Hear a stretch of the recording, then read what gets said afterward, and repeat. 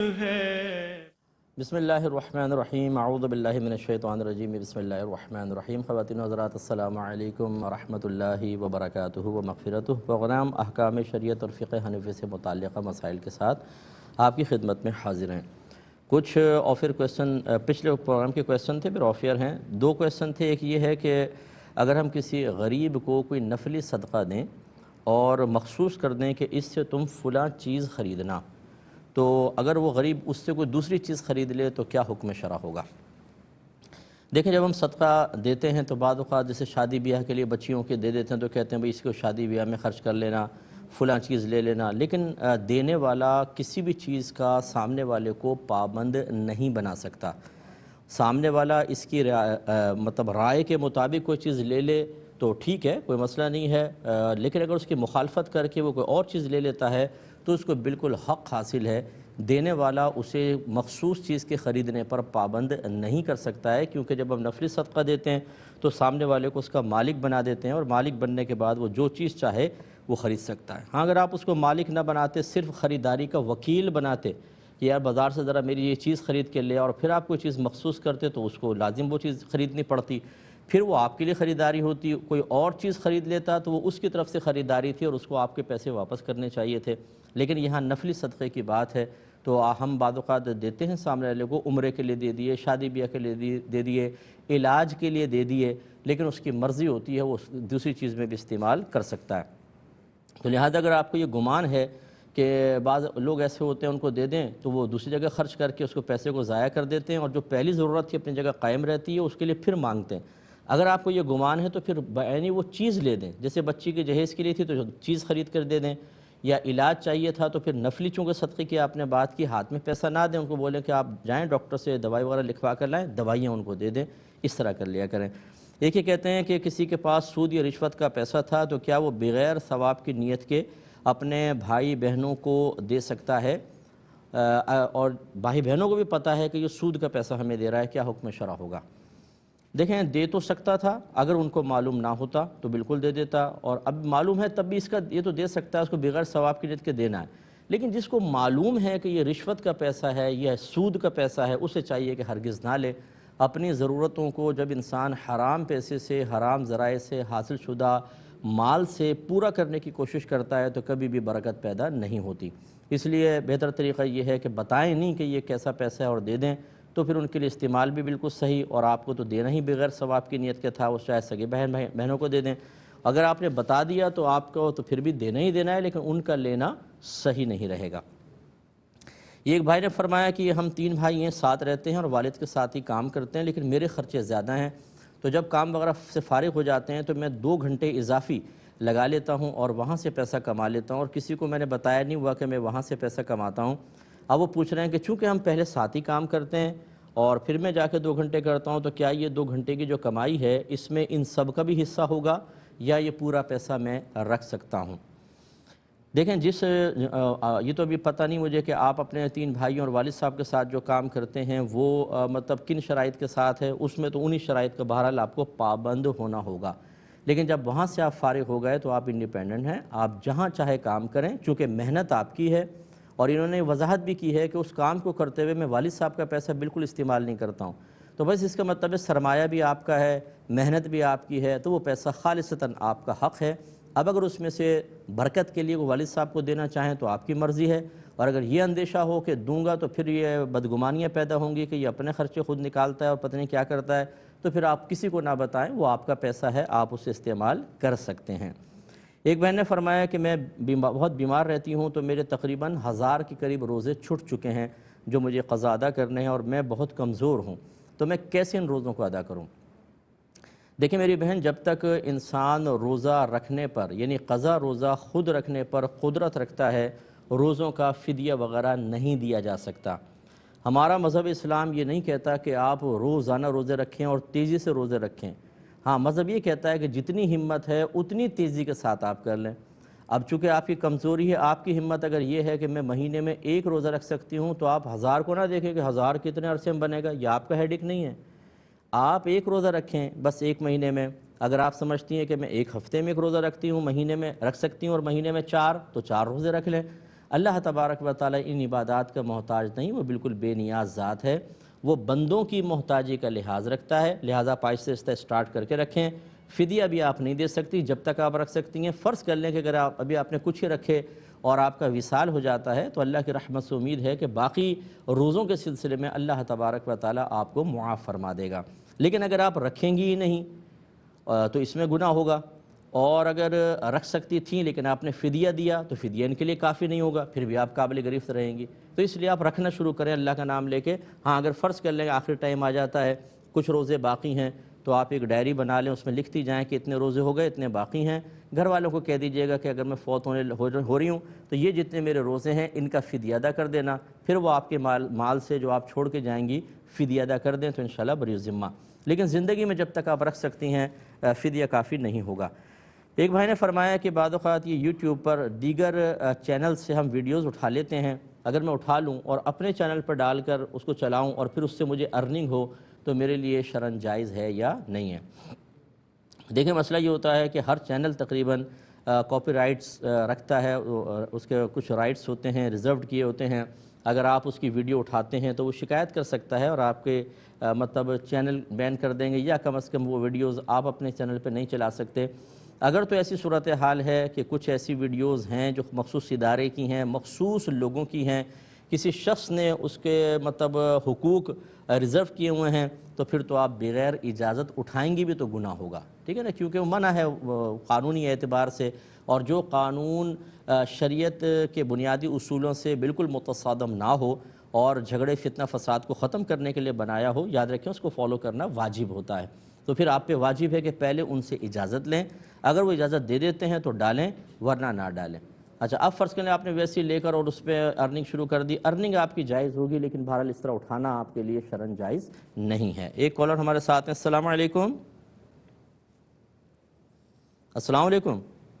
وعلیکم السلام۔ جی صاحب میرے 2 سوال ہیں۔ بولیے۔ یہ بات ٹھیک ہے، کیا یہ بات صحیح ہے کہ جس انسان کو دنیا میں ایک نعمت دے دی گئی وہ آخرت کی 70 نعمتوں سے محروم ہو گیا؟ اچھا اور دوسرا سوال یہ ہے کہ اگر قصر نماز تہجد کے ٹائم پر پڑھی جائے تو تہجد ادا ہو جائے گی یا الگ سے نوافل پڑھنے ہوں گے؟ دوبارہ بولیے گا ذرا۔ اگر قضا نماز تہجد کے ٹائم پر پڑھی جائے تو تہجد ادا ہو جائے گی یا الگ سے نوافل پڑھنے ہوں گے؟ اچھا ٹھیک ہے، اور ایک اور کالر ہیں، السلام علیکم۔ السلام علیکم۔ السلام علیکم۔ جی وعلیکم السلام۔ جی میں نے روزے کے متعلق پوچھنا تھا۔ بولیں۔ دیکھیں آپ نے ٹیلی ویژن کی آواز کھولی ہوئی ہے، آپ اپنے ٹیلی ویژن پہ سن رہی ہیں، پہلے ہمیں یہ 12 سال 14-15 سال ہو گئے بولتے بولتے، آپ ٹی وی کی آواز بند کر دیجئے نا، آپ پہلے اس پہ سن رہی ہیں پھر جواب، اور یہاں ڈیلے ہو رہا ہے۔ جب آپ ریکارڈنگ میں سنیں گے نا، اس کو ہماری ریکارڈنگ سنیے گا تو آپ دیکھیے گا کہ آپ نے وقت ضائع کیا، تو اس کو بند کر دیں اور پھر آپ میرا کویسچن سوال کریں۔ یہ تھا کہ کہ روزے کے متعلق میرا سوال ہے، ایک تو ہم روزہ رکھتے ہیں نارملی جنرلی کہ رمضان میں رکھتے ہیں، اسپیسیفک وہ ہوتا ہے، دوسرا یہ کہ ہمارے یہاں ایک کانسیپٹ ہے کہ 7 دن روزہ رکھتے ہیں، ایک دن افطاری کر لو ایک دن سحری کر لو پھر 7 دن بعد افطاری کر لو، اس طرح بھی کوئی کانسیپٹ ہے اسپیسیفک نیت کر کے؟ تو میں جو سمجھ پایا میں جواب دے دیتا ہوں انشاءاللہ آپ کا۔ ایک یہ پوچھا انہوں نے، اچھا یہ اب ویڈیوز کو تو میں نے آپ کو بتایا، تو یہ کسی کی ویڈیو نہ اٹھائیں، کوشش یہ کریں کہ آپ اپنی ویڈیوز بنائیں اور اس کو آپ ڈالیں، کسی اور کا اس طریقے سے معاملہ کرنا یہ غلط ہوتا ہے۔ اگر آپ کچھ ویڈیوز اپنے چینل پر ڈال کر رکھیں اور کوئی وہاں سے اٹھا کر اپنے چینل پر ڈال لے تو آپ کو بھی ناگوار گزرے گا، اس لیے اپنا کام کریں، سب سے بہتر ہے۔ ایک یہ بھائی نے فرمایا خاتون تھی غالباً کہ حالت جنابت میں کیا ہم ریکارڈڈ قرآن پاک سن سکتے ہیں، انہیں ریکارڈنگ چل رہی ہو تلاوت قرآن کی؟ تو بالکل سننے میں کوئی مسئلہ نہیں ہے، آپ سن سکتی ہیں لیکن زبان سے اس کو ادا نہیں کر سکتی ہیں۔ ہاں بے وضو ہوں تو چھو نہیں سکتی لیکن زبان سے ادا کر سکتی ہیں، اور باوضو ہوں تو پھر چھو بھی سکتے ہیں اور زبان سے پڑھ بھی سکتے ہیں، اس میں کوئی اور جنابت میں نہ ہو، باوضو ہوں تو چھو بھی سکتے ہیں اور زبان سے پڑھ سکتے ہیں۔ اگر جنابت میں نہیں ہے، صرف بے وضو ہیں تو زبان سے پڑھ سکتے ہیں، چھو نہیں سکتے، اور اگر آپ حالت جنابت میں ہیں تو نہ چھو سکتے ہیں نہ زبان سے پڑھ سکتے ہیں، پھر آپ بس ریکارڈنگ سن لیں، یہ کافی ہے۔ ہاں دل میں اگر آپ پڑھنا چاہیں تو آپ پڑھ سکتے ہیں، اس میں کوئی حرج نہیں ہے۔ ایک اور کالر ہے، السلام علیکم۔ جی وعلیکم السلام۔ جی مفتی صاحب میرے 2 سوالات ہیں۔ پہلا سوال یہ ہے کہ ہمارے یہاں کورونا کی وجہ سے بڑے جانور کی قربانی کی پرمیشن نہیں دی گئی ہے اور بکرے کی قربانی کے چانسز بھی بہت کم ہے، تو پھر اس صورت میں قربانی کا کیا حکم ہوگا؟ اچھا، اور آپ کس علاقے کی ہیں؟ مفتی صاحب میں باہر سے بات کر رہی ہوں. اچھا چلیں ٹھیک ہے ہاں ٹھیک ہے، اور بولیے. سوال یہ کہ ہاں ایک خاتون ہے، ان کو 7 دن حیض آتا ہے، تو وہ ایسا کرتی ہے کہ 8ویں دن صبح غسل کر کے اور ظہر سے نمازیں اسٹارٹ کرتی ہے. تو ان سے کسی نے کہا کہ آپ 7ویں دن مغرب کے بعد غسل کر کے نمازیں اسٹارٹ کریں، تو کیا یہ صحیح ہے؟ ٹھیک ہے، اور ایک اور کالر ہیں. السلام علیکم. السلام علیکم. وعلیکم السلام. ظفر، میں نے ایک سوال کرنا تھا کہ لاسٹ ایئر ہم عمرہ کی ادائیگی کے لیے گئے، عمرہ ادا کرنے کے بعد ہوٹل میں آئے تو میں نے بھول کر اپنے بچے کی وہ بال حلق کر دیے، اپنے نے پہلے کیے، بھول کر کیا ایسے. اچھا میں عرض کرتا ہوں، انشاءاللہ عرض کرتا ہوں.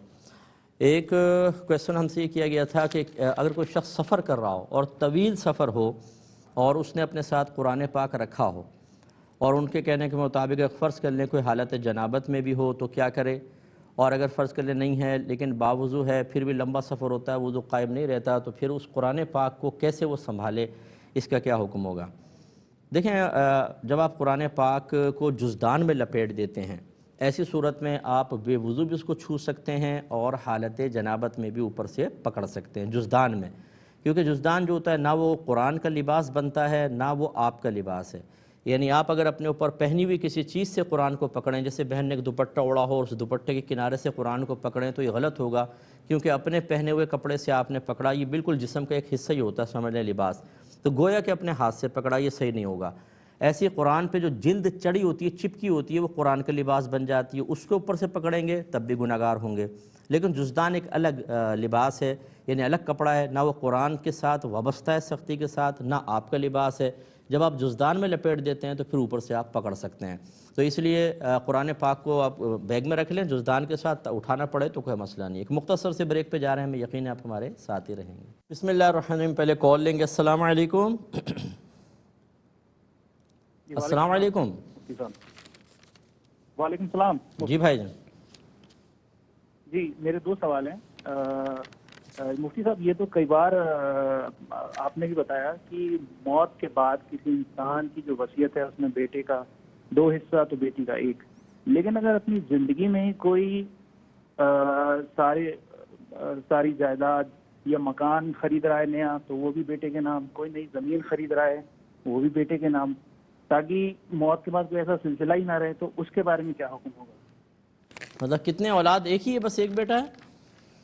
نہیں، بیٹے بھی ہیں بیٹیاں بھی ہیں، لیکن جیسے ہمارے معاشرے میں ہوتا ہے کہ کوئی نئی چیز خریدی، گھر خریدا یا زمین خریدی یا باغ خریدا، چلے میں تو وہ بیٹے کے نام کرا دیا. اچھا میں ٹھیک ہے بتا. دوسرا سوال جی میرا جی دوسرا سوال، جیسے اگر گھر میں 2 ہی لوگ ہیں اور ایک نماز پڑھ رہا ہے اور دوسرے کو باہر جانا ہے اور وہ اس سے کچھ کہنا چاہ رہا ہے کہ بھئی یہاں چابی رکھی ہے، یہاں سے اٹھا لینا. اب وہ دوسرا تو نماز پڑھ رہا ہے، تو یہ پہلے کا ایسا کرنا نامناسب ہوگا یا گناہ کے دائرے میں آئے گا؟ یعنی وہ جاتے جاتے زور سے آواز سے کہہ جائے یوں نا؟ ہاں، کہ یہاں رکھی، یہاں سے اٹھا لینا، لیکن دوسرا تو نماز میں ہے. جی میں کہتا ہوں، بتاتا ہوں انشاءاللہ. اور ایک اور کالر ہے. السلام علیکم. جی وعلیکم السلام. جی مفتی صاحب، میرے 2 سوالات ہیں. جی. پہلا سوال تو یہ کہ یونیورسٹی میں ریسرچز کرنے کے لیے ہمیں کچھ ریسرچ پیپرز پڑھنے پڑتے ہیں پہلے سے، تو اس پیپرز کو پڑھنے کے لیے جو ڈاؤن لوڈ کرنا پڑتا ہے وہ ہمیں پیمنٹ کرنی پڑتی ہے ڈالرز میں، اور پھر ہم اس کو ڈاؤن لوڈ کر سکتے ہیں. یونیورسٹی کی لائبریریز سے تو یہ ایزیلی ڈاؤن لوڈ ہو جاتا ہے کیونکہ اس کے لیے یونیورسٹی پے کر رہی ہوتی ہے. لیکن جب ہم گھر پہ بیٹھ کے اس کو پڑھنا چاہتے ہیں تو وہ ہمارے پاس اس طریقے کا کوئی ایکسیس نہیں ہوتا ہے کہ ہم اسے ڈاؤن لوڈ کر سکیں. اس کے لیے پوری ریسرچ کی جو ورلڈ ہے اس میں 1-2 ویب سائٹ ایسی فیمس ہیں جس سے ہم اس پیپرز کو free of cost download کر سکتے ہیں. تو آپ مجھے بتا دیں کہ ہم اس ویب سائٹ کو یوز کرتے ہوئے جو free of cost download کر رہے ہیں وہ کیا صحیح ہے یا نہیں؟ تو یہ جو ویب سائٹ ہے وہ جو وہاں سے کس طرح اٹھاتی ہے؟ وہ ہیک کر لیتی ہے کیا ان کے پیپرز؟ یہ تو پتہ نہیں، لیکن وہ زیادہ تر ریسرچرز جو ہیں وہ اسی ویب سائٹ کو یوز کرتے ہیں پیپرز کو فری ڈاؤن لوڈ کرنے کے لیے، اور جو پیپرز پبلشر ہیں ان کو بھی پتہ ہے کہ یہ ویب سائٹ جو ہے وہ ان کے پیپر کو فری میں ڈاؤن لوڈ کر دیتی ہے. چلے میں بتاتا ہوں انشاءاللہ. اچھا، دوسرا سوال میرا یہ ہے کہ پروویڈنٹ فنڈ پہ جب سال گزر جاتا ہے تو اس کا زکوٰۃ کا کیا حکم ہوگا؟ کیا اس پہ زکوٰۃ دینی ہوگی یا پھر جب وہ ہاتھ میں پیسہ آئے گا تب دینی ہوگی؟ اور چلے میں عرض کرتا ہوں انشاءاللہ. ایک کویشچن یہ پوچھا تھا یہ کہ بہن نے فرمایا کہ میرے شوہر جو ہیں میرے ساتھ بڑا روڈلی رویہ رکھتے ہیں، ہمارے ساتھ نہیں رہتے ہیں اکثر، اور نہ مجھے ٹائم دیتے ہیں نہ میری بیٹی کو ٹائم دیتے ہیں، تو میں کیا کروں؟ دیکھیں ہم بارہا اس پہ یہ اس لیے سوال لیا کہ پھر ایک دفعہ چلیں تھوڑا سا ناصحانہ کلام ہو جائے کہ پہلی بات یہ ہے کہ یا تو یہ والدین کی تربیت کی کمی ہوتی ہے کہ شوہر کو یہ پتہ ہی نہیں ہوتا کہ مجھے کس طریقے سے اپنے بیوی بچوں کو لے کے چلنا ہے، میری بیوی بھی کسی کی بیٹی ہے، کسی کی بہن ہے، اگر یہی رویہ میری بیٹی یا میری بہن کے ساتھ کوئی میرا داماد یا بہنوئی رکھتا تو مجھے کتنی اذیت اور تکلیف ہوتی، تو پھر میں اس کے ساتھ ایسا کر رہا ہوں۔ اور بیوی کے ساتھ ایسا کرتے ہوئے آدمی سوچے اگر میں اس کی جگہ میں بیوی ہوتی اور یہ شوہر ہوتا اور یہ میرے ساتھ ایسا رویہ رکھتا تو میں کتنا ہرٹ ہوتا اور کتنی تکلیف ہوتی کہ عورت نہ کہیں جا سکتی ہے نہ آ سکتی ہے، اسے اپنے جذبات اور فیلنگز کے اظہار کے لیے اور شیئرنگ کے لیے ایک شوہر ہی ملا ہوا ہے، اور شوہر ہی مطلب اس کا ساتھ نہ دے تو بیچاری کیا کرے؟ ایک تو شوہر کو اس جہت سے سوچنا چاہیے، تو والدین کو پہلے سوچنا چاہیے کہ ایسی اولاد تیار کر کے اس کی شادیاں کروا دینا کہ جو مطلب نہ حق کو جانتا ہو نہ کچھ، اس میں جتنے وہ گناہ کرتا رہے گا، اگر والدین کی تربیت کی کمی تھی تو سارا وبال والدین پر بھی ہوگا۔ یہ جو ہم بڑے آرام سے بچوں کو ہم تو کہتے ہیں پال پوس کے جوان کر دیا ہم نے، تو خالی کھلانا پلانا یہ تو معذرت کے ساتھ یہ تو ایک جانور بھی کرتا ہے۔ آپ دیکھ لیں جانوروں کی ڈاکومنٹریز دیکھ لیں کس طریقے سے جانور اپنے بچوں کو کھلاتے ہیں پلاتے ہیں، دودھ پلاتے ہیں، حفاظت کرتے ہیں، جوان کر دیتے ہیں۔ پھر ہم میں اور جانوروں میں کیا فرق ہوا؟ ہم میں اور جانوروں میں فرق یہ ہے کہ ہم پال پوس کے تربیت بھی کرتے ہیں ساتھ ساتھ، وہ تربیت نہیں کر پاتے، اخلاقی تربیت، علمی لحاظ سے تربیت ہمیں کرنی ہوتی ہے، تو جو اس میں کوتاہی کرے گا والدین پہ وبال، اور پھر یہ اس پر تو ایک تو یہ جہت ہے۔ دوسرا پھر بہنوں کو غور کرنا چاہیے کہ بعض اوقات شوہر ایک دم ایسا رویہ اختیار نہیں کرتا، کچھ ان کی بھی کمی ہوتی ہے، شوہر کے جذبات کو نہ سمجھنا، احساسات کو نہ سمجھنا، بے جا ضدیں کرنا، مطالبات کرنا، اور اس طریقے سے ان کے ساتھ رویہ نہ رکھنا جو رکھنا چاہیے۔ پھر جب ان کا رویہ خراب ہو جاتا ہے، وہ فیڈ اپ ہو جاتے ہیں، تو پھر شکایتیں ہوتی ہیں جی ہمارے ساتھ تو ایسا رویہ رکھا ہوا ہے، تو اس میں پھر بہن کا قصور ہوگا۔ اب فرض کر لیں کہ شوہر کا قصور ہے بہن کا نہیں ہے، تو بہرحال ہم یہی کہیں گے کہ آپ صبر کریں، اور اپنے بڑوں کو اگر شامل کر کے اس مسئلے کو حل کر سکتی ہیں تو اس میں کوئی شکایت کا مسئلہ نہیں ہے۔ آپ جا کے اپنے بڑوں سے بات کریں، وہ ان کے بڑوں سے کریں اور پریشر ڈالیں، اور شوہر اپنے حق ادا کرے۔ اس طرح ہر ایک اپنے اپنے مطلب کردار کو دیکھے، ہر ایک اپنے اپنی ذمہ داریوں کو دیکھے۔ میں تمام جو والدین ہمیں دیکھ رہے ہیں میں ان سے گزارش کرتا ہوں کہ اپنے بچوں کو صرف دنیاوی علوم سکھا دینا اور دیگر امور پر توجہ نہ کرنا، دین نہ سکھانا، فکر آخرت نہ دینا، اس سے بڑی خرابی پیدا ہوتی ہے۔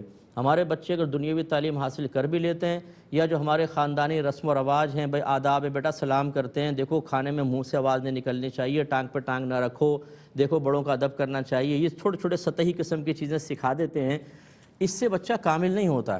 اسے فکر آخرت دینا بہت ضروری ہے، اس کو سمجھنا چاہیے کہ میں نے مرنے کے بعد اپنے تمام ان اعمال کا بدلہ بھگتنا ہے۔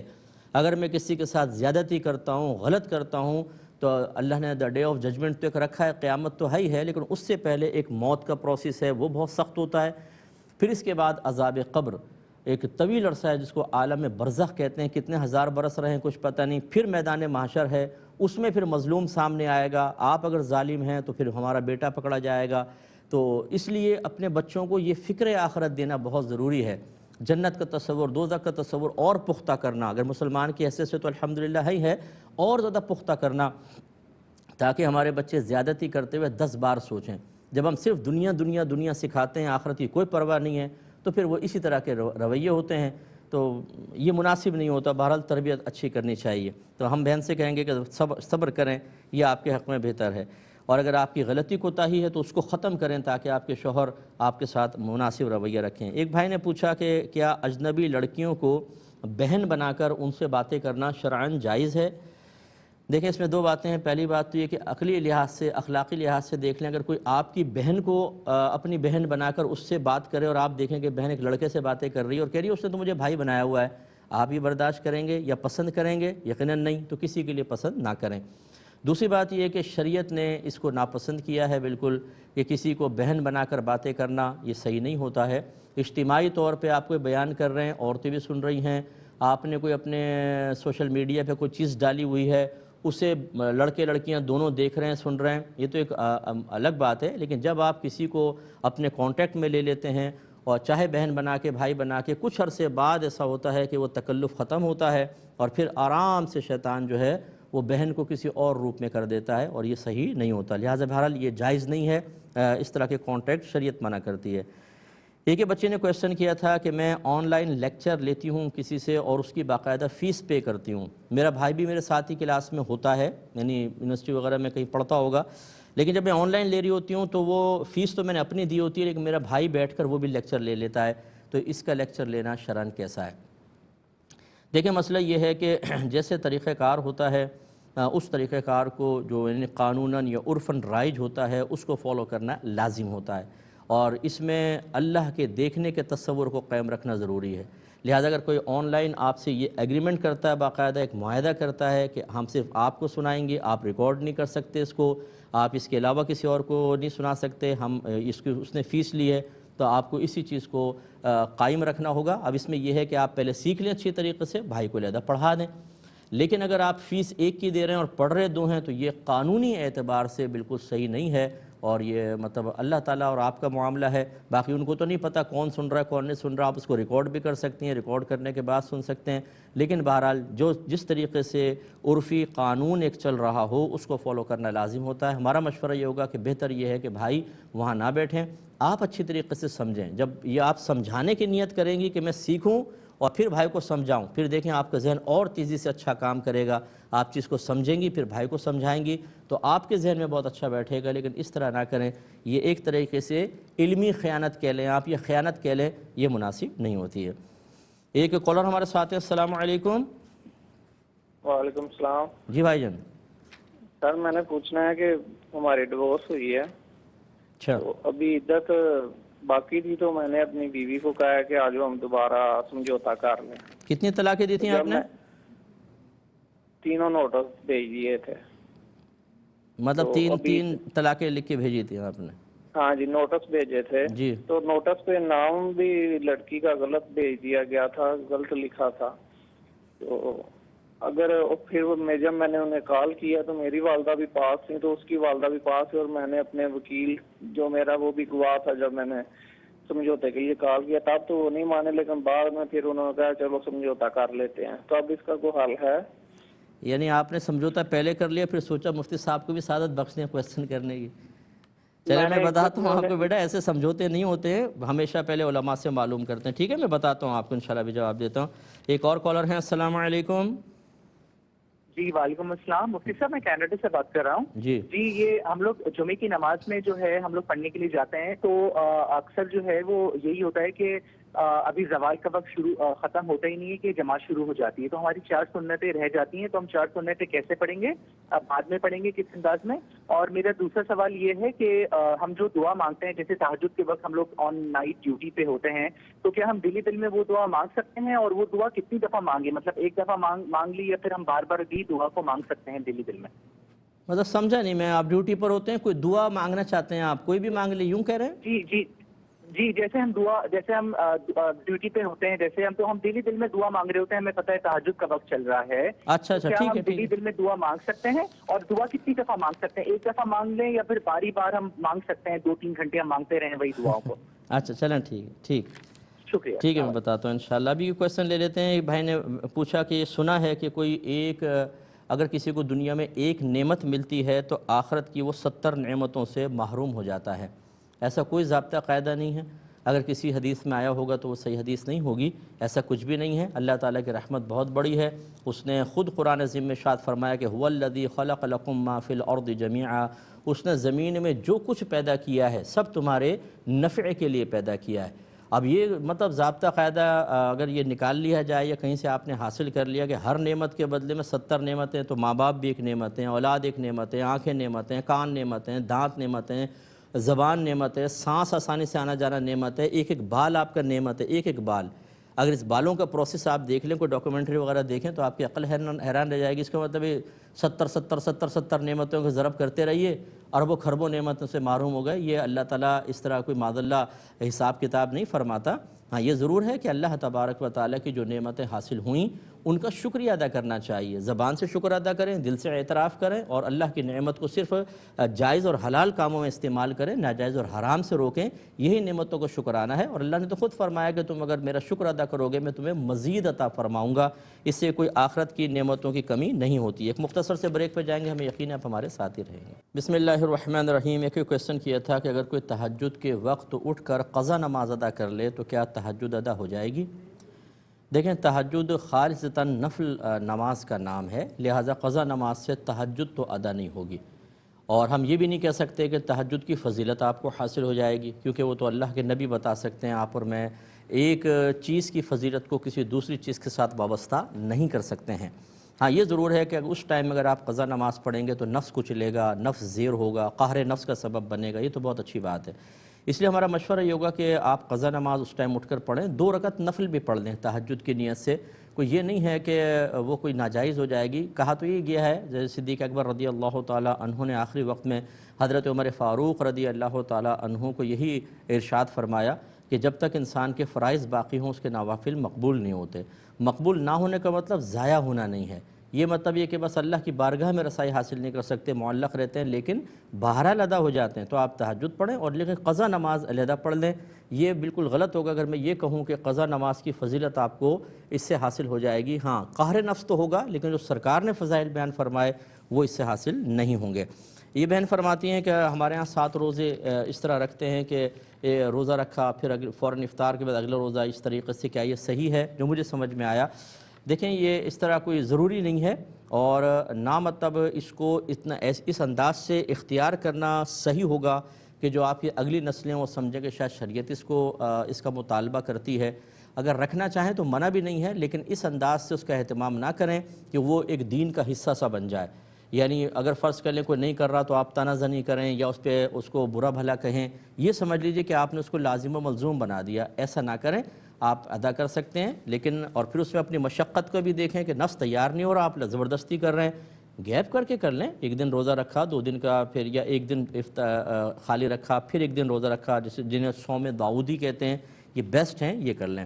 یہ باہر سے کال تھی، کہتے ہیں کرونا کی وجہ سے بڑے جانور کی قربانی تو نہیں ہو رہی اور بکرے بھی کم ہیں، ہم کیا کریں؟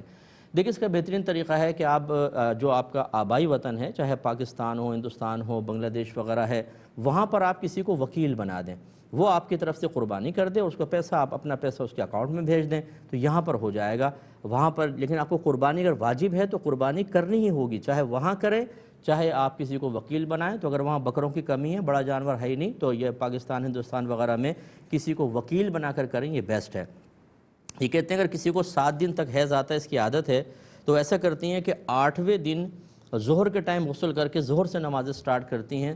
تو کسی نے کہا کہ صحیح یہ ہے کہ آپ 7واں دن گزاریں، غروب آفتاب کے بعد پھر غسل کر کے اور نماز پڑھیں، یعنی مغرب اور عشاء تو آپ کو پڑھنی ہوگی۔ تو جس نے یہ کہا یہ بالکل صحیح کہا، کیونکہ جو رات ہوتی ہے وہ پہلے ہوتی ہے، دن بعد میں، تو 7واں دن جو ہے وہ غروب آفتاب پہ ختم ہو گیا، اب یہ 8ویں کی رات شروع ہوئی۔ اگر آپ یہ سمجھیں گے کہ 8ویں کا دن آگے ہے، نہیں اس سے پہلے تو رات ہے، تو آپ کو یہ مغرب اور عشاء غسل کر کے ادا کرنی ہوگی۔ اب اگر آگے حیض آ گیا تو پھر وہ پیچھے کنٹینیو ہو جائے گا، پیچھے کے ساتھ مل جائے گا، نہیں آیا تو یہ رات کی نمازیں بہرحال 2 آپ کو پڑھنی چاہیے، جس نے مشورہ دیا صحیح دیا ہے۔ ایک انہوں نے کہا کہ ہم عمرہ کر کے ہوٹل میں گئے تو مجھے خیال نہیں رہا اور میں نے بچے کا حلق پہلے کر دیا، غالباً یہ کہنا چاہ رہے تھے، تو یہ صحیح ہے کہ نہیں؟ دیکھیں جب آپ عمرہ ادا کر چکتے ہیں تو اب محرم ایک دوسرے کا حلق کر سکتے ہیں، یہ حالت احرام میں سر موڑنا نہیں کہلاتا۔ ہاں جب یہ احرام آخری ٹائم آئے احرام کھولنے کا، اس سے پہلے اگر آپ کرتے تو دم وغیرہ لازم ہوتا، لیکن جب آپ عمرے کے ارکان تمام کمپلیٹ کر چکے ہیں اور اب بالکل حلق کی باری آ گئی تو محرم ایک دوسرے کا حلق بالکل کر سکتے ہیں، تو آپ پر کوئی دم وغیرہ لازم نہیں ہوگا۔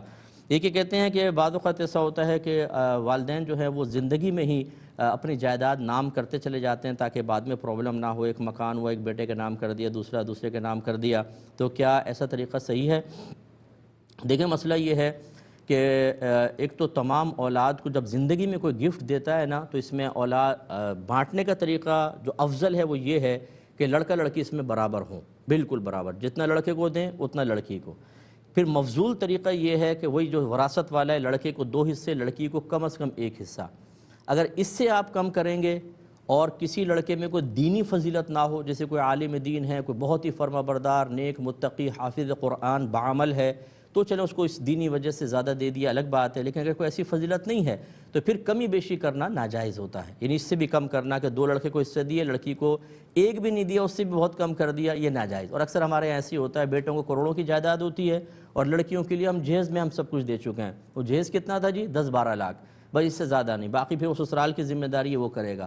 ان کی تو بعد میں ذمہ داری بنتی ہے، پہلے والدین کے مال میں جو بچوں کا حق ہے اس پر بھی توجہ کرنی چاہیے. ایک بات تو یہ. دوسری بات یہ کہ جب بیٹوں کے نام کریں تو ہم نے پہلے بھی آپ کو بتایا کہ نام کرنے سے چیز کسی کی ملک سے نکل کر دوسرے کے ملک میں داخل نہیں ہوتی ہے. یہ دنیاوی قانون کے اعتبار سے تو ٹھیک ہے، کوئی ڈاکومنٹ دکھائے دیکھیں والدین نے مجھے دے دیا تھا تو اس کو دے دیا جائے گا. آپ ملکی قانون کے اعتبار سے کرنا چاہتے ہیں یا شریعت کے اعتبار سے؟ اگر شریعت کے اعتبار سے کرنا چاہتے ہیں تو اگر آپ نے نام کیا تو پھر مکمل اس کو اختیار دیں. وہ چاہے اس مکان کو کرائے پہ چڑھائے، چاہے بیچے، چاہے کسی کو تحفہ دے، پھر آپ کچھ نہیں کہہ سکتے.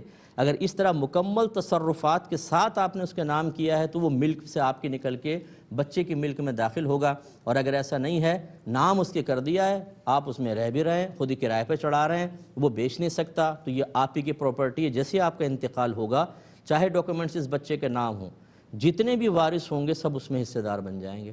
یہ اچھی طرح دین کو سمجھیں. یہ میں نے پہلے بھی سمجھایا تھا آپ کو اور سمجھاتا رہتا ہوں.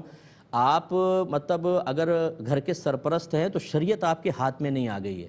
اب یہ نہیں ہے کہ آپ شرعی تقاضوں کو پامال کر کے صرف یہ سوچ کے کہ میری داڑھی سفید ہے، میں گھر کا بڑا ہوں تو میں جو چاہے فیصلہ کروں. نہیں، آپ چاہے کتنی عمر کے ہو جائیں، آپ اللہ اس کے رسول کے احکام کے تابع ہی رہیں گے، اسی کے مطابق فیصلہ کرنا ہوگا. ورنہ اولاد عیش کر رہی ہوگی اور آپ قبر کے اندر بہت سخت گرفت میں مبتلا ہوں گے، ناانصافیاں کر جائیں گے اور پھر آپ پریشان ہوں گے. اس لیے ہمارا مشورہ مان کر کسی اچھے مستند مفتی صاحب سے اپنے اطراف میں دیکھیں، ان سے مشورہ کر کے پھر یہ تمام اقدامات کریں، یا پھر جتنی بات آپ کو ہماری سمجھ میں آئی اس کے مطابق کر لیں. ایک یہ کہتے ہیں کہ اگر کوئی شخص نماز پڑھ رہا تھا، ہم باہر جانا چاہتے ہیں، اس کو یہ بتانا چاہتے ہیں کہ چابی فلاں جگہ رکھی ہے، تو کیا ہم بلند آواز سے کہہ کے جا سکتے ہیں؟ تو بالکل اس کو مخاطب نہ کریں، آپ ویسی چابی دراز میں رکھیے اور نکل جائیں. یا پھر ایک پرچے پہ لکھیں کہ چابی دراز میں ہے فرض کر لیں، اور عمل قلیل سے سامنے رکھ کر اور نکل جائیں، تو وہ بعد میں اس کو دیکھ لے گا. اگرچہ اس کی توجہ بٹے گی لیکن بہرحال بعض اوقات جانا ضروری ہوتا ہے، تو پھر اس طرح آپ کر کے جا سکتے ہیں، اس میں گناہ گار نہیں ہوں گے. یہ بچے نے کہا کہ یونیورسٹی سے ریسرچ پیپرز کچھ ملتے ہیں جو باہر سے ڈالرز میں ہمیں خریدنے ہوتے ہیں، لیکن بعض ویب سائٹس ایسی ہوتی ہیں جو فری ہمیں دے دیتی ہیں، تو کیا وہاں سے ہم ان کو ڈاؤن لوڈ کر سکتے ہیں کہ نہیں؟ دیکھیں، یقینی سی بات ہے، جب ایک چیز ڈالرز میں بیچی جا رہی ہے تو ان کے رائٹس ریزروڈ ہوں گے، ان کے حقوق محفوظ ہوں گے. وہ یونیورسٹی نہیں چاہتی ہوگی کہ کوئی اس کو اس طریقے سے فری میں دے، تبھی تو وہ پیسے لے رہے ہیں. اب یقینی سی بات ہے ان ویب سائٹ والوں نے اس کو ہیک کیا ہوگا، اور بغیر ہیک مطلب ڈاکہ ڈالنا، یہ مطلب سمجھ لیجئے کہ انٹرنیٹ پر ڈاکہ ڈالا ہوا ہے، اور وہ کہیں کی بھی کوئی چیز اس طرح بڑے بڑے سافٹ ویئر ہوتے ہیں باہر جو ہیں وہ $1000 میں بک رہا ہے، اور ہمارے پاکستان میں 25 روپے کی CD مل رہی ہوتی ہے. لاک توڑ کے اس کی کاپیاں بنا کے وہ 25 روپے میں بیچ رہے ہیں. یہ جائز نہیں ہوگا. اس میں پھر آپ ڈالر سے ہی خریدیے، یہ صحیح ہے. فری کو مت دیکھیں کیونکہ یہ حقوق کا معاملہ ہے، اور آپ اس کو ویسے کریں. ہاں، اگر کسی اور دوست کے پاس ہیں وہ آپ کو دینا چاہے اور اس نے پھر آپ کو یہ پوچھتے ہیں کہ زحمت گوارہ نہ کریں کہ آپ نے خریدا تھا کیا تھا، اس سے لے لیں، چلیں ٹھیک ہے.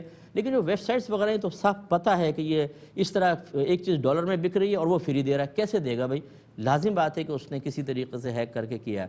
ہاں، اگر کوئی ایسی ویب سائٹ ہے جو یہ لکھتی آپ کو اس کے بارے میں پتہ ہے کہ وہ پرچیز وہاں سے کر کے اور پھر باقاعدہ اجازت کے ساتھ ان کی وہ دے رہی ہے، ٹھیک ہے، پھر تو کر سکتے ہیں، لیکن ایسا اکثر ہوتا نہیں ہے.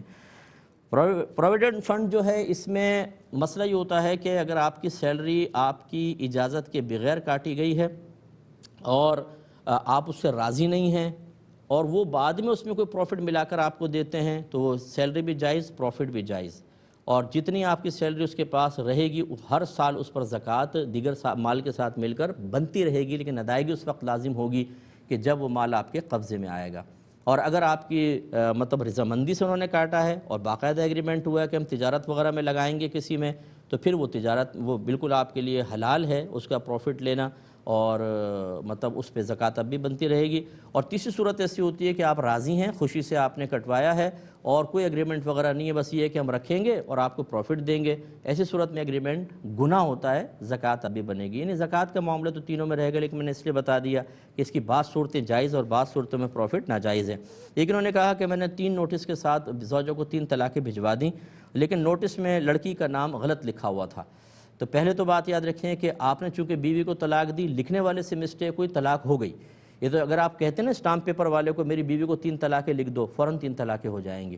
تو یہ مطلب یہ کہ سوچنا جی لڑکی کا نام غلط تھا شاید رعایت مل جائے، ایسا کچھ بھی نہیں ہے، تینوں طلاقیں واقع ہو گئیں۔ پھر آپ نے کہا کہ میں نے وہ فون پہ سوچا کہ سمجھوتا کی بات کر لوں، اس کی ماں وہاں تھی، میری ماں یہاں تھی، ہم راضی ہو گئے۔ 3 طلاق کے بعد کوئی سمجھوتا نہیں ہوتا، شریعت آپ کی میری نہیں ہے، اللہ تبارک و تعالیٰ اس کے رسول کے احکام کے مطابق ہمیں فیصلہ کرنا ہوگا۔ فَإِن طَلَّقَهَا فَلَا تَحِلُّ لَهُ مِن بَعْدُ حَتَّى تَنكِحَ زَوْجًا غَيْرَهُ۔ آپ کا رب آپ سے فرما رہا ہے کہ جب شوہر بیوی کو تیسری طلاق دے دے تو یہ پہلے شوہر کے لیے اس وقت تک حلال نہ ہوگی جب تک اس شخص کے علاوہ کسی اور شخص سے نکاح نہ کر لے۔ اور نبی کریم صلی اللہ علیہ وسلم نے دخول کو بھی شرط رکھا ہے کہ وہ عورت اپنی مرضی سے کسی شخص سے نکاح کرے، باقاعدہ جسمانی تعلق قائم ہو، پھر وہ شوہر طلاق دے یا اس کا انتقال ہو جائے، اس کی عدت گزار کر پھر آپ سے نکاح ہو سکتا ہے، ورنہ نہیں ہو سکتا۔ یہ سب چیزیں پہلے سیکھنی ہوتی ہیں، ہم پہلے سیکھتے نہیں ہیں، پھر جب معلوم کرتے ہیں تو ہمیں شریعت بڑی سخت محسوس ہوتی ہے، ہم کہتے ہیں اتنا سخت مسئلہ، سب کوئی رعایتی مسئلہ بتائیے۔ یہ جو بظاہر آپ کو سخت لگ رہا ہے نا، یہ اگر آپ پہلے معلوم کر لیتے تو اس سختی کی بنیاد پر آپ کبھی قدم ہی نہ اٹھاتے۔ یہ حکمت شرع دیکھیں نا، ہم پہلے جانتے نہیں احکام، پہلے قدم اٹھا لیتے ہیں، پھر ہوش میں آتے ہیں تو ہمیں سخت لگتا ہے۔ اگر آپ پہلے سیکھ لیتے، سختی تو اب بھی تھی، لیکن یہی سختی آپ کے لیے پازیٹیو وے میں کام کرتی کہ آپ اقدام طلاق ہی نہ کرتے، 3 دفعہ، 1 دفعہ دے دیتے، 2 دفعہ دے دیتے۔ جو 1 دفعہ طلاق دی جاتی ہے، دیگر اور بھی شرائط ہوتی ہے، لیکن ایک طلاق ہے، طلاق احسن کہلاتی ہے۔ پھر آپ نے ایک طہر میں ایک طلاق دی، دوسرے میں دوسری، تیسری میں تیسری، یعنی 3 مہینے میں 3 دی ہیں یا 3 حیض کے بعد 3 دی ہیں، یہ حسن طلاق کہلاتی ہے، اچھی۔ اور ایک ساتھ 3 دے دینا، ایک ساتھ 2 دے دینا، حالت حیض میں طلاق دینا، یہ طلاق بدعت کہلاتی ہے۔ یہ سارے احکام موجود ہیں، سیکھے کون؟ کیوں سیکھیں؟ اب جو ابھی آپ کا جوش اور جذبہ ہے کہ میں بیوی کو گھر لے آؤں، یہ پہلے کیوں نہیں قائم ہوا؟ کیوں آپ نے 3 طلاقیں دے دی اور اب آپ پچھتا رہے ہیں؟ اس کا مطلب ہے کہ وہ ذہن تیار نہیں ہے، تربیت نہیں ہے، علم ہم نے نہیں سیکھا۔ پھر ہم جب اپنے جذبات کے تابع ہو کر غلط کام کر لیتے ہیں، پھر پچھتاوا ہوتا ہے، شیطان اپنا کام کر کے علیحدہ ہٹ جاتا ہے، ہم پچھتاتے ہیں، پھر ہم چاہتے ہیں اللہ اس کے رسول ہماری مرضی کے مطابق فیصلہ کریں۔ ہم ڈھونڈتے ہیں ایسے مولوی حضرات کو جو میری مرضی کے مطابق فتویٰ دے دے، اور مل ہی جاتے ہیں کہیں نہ کہیں کسی نہ کسی جہت سے، لیکن ایسے عام آدمی سے پوچھ کے فیصلہ کریں گے، اپنی آخرت کو برباد کریں گے۔ جمعے کو اگر سنتیں آپ کی نکل جاتی ہیں، جلدی جمعہ شروع ہوتا ہے تو بعد میں آپ سنتیں پڑھ لیں، اور ڈیوٹی پر دل میں آپ 50 دفعہ دعا کریں بار بار، کوئی مسئلہ نہیں ہے، کر سکتے ہیں۔ اب اپنے میزبان کو، ہماری QTV کی پوری ٹیم کو اجازت مرحمت فرمائیں۔ آپ ہمارے لیے دعا کیجئے، ہم آپ کے لیے دعا گو ہیں کہ اللہ تبارک و تعالی ہمیں اپنے بچوں کی صحیح تربیت کرنے اور اس کے مطابق ان کی زندگی کو سنوارنے کی توفیق عطا فرمائے، آمین۔ وآخر دعوانا ان الحمد للہ رب العالمین۔